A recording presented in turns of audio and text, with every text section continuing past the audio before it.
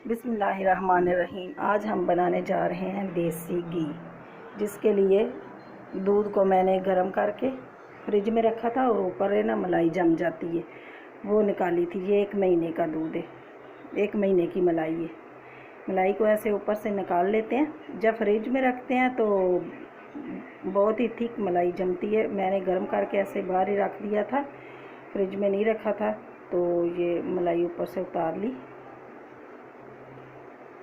इसके बाद हम कढ़ाई लेंगे और सारी मलाई फ्रिज में रखी थी तो जमी हुई थी, सुबह से मैंने बाहर निकाल के रखी तो ये सारी सही मेल्ट हो गई। अब कढ़ाई में डालेंगे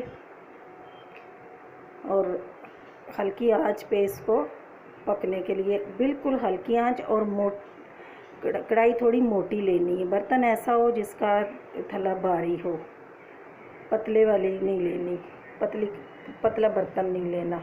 और हल्की आंच में रख देना है और हल्के हल्के इसको चम्मच चलानी है और तेज़ आंच नहीं करनी, बिल्कुल हल्की आंच पे आराम से रख देना है। ये देखें रखा हुआ था और मैं गैस हमारी बिल्कुल कम थी और एकदम से तेज़ आ गई तो थोड़ा थोड़ा ये साइडों से जल गया, लेकिन बिल्कुल अच्छा घी निकला। अब हम इसको निकाल लेते हैं, निकाल के फिर छन्नी में से छान लेंगे। बहुत ही आसान है। कुछ लोग जग लगाते हैं, फिर मक्खन बनाते हैं, फिर उसको गर्म करते हैं, लेकिन ये हाथ भी साफ़ रहते हैं और बन भी जल्दी जाती है।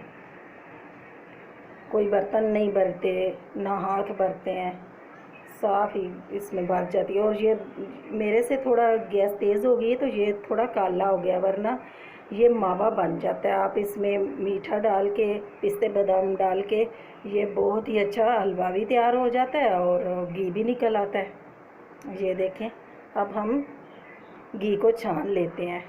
ये एक जैसे कप नहीं थे मेरे पास, जो कप पड़ा हुआ था उसमें मैंने डाल लिया। अब इसको छानते हैं। देखें माशाल्लाह इतना प्यारा प्योर घी साफ़ सुथरा निकला है, कोई इसमें वो नहीं है।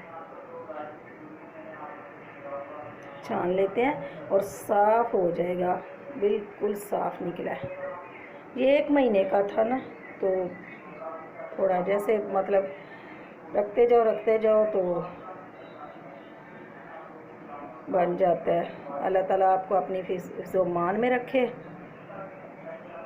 अल्लाह हाफिज़।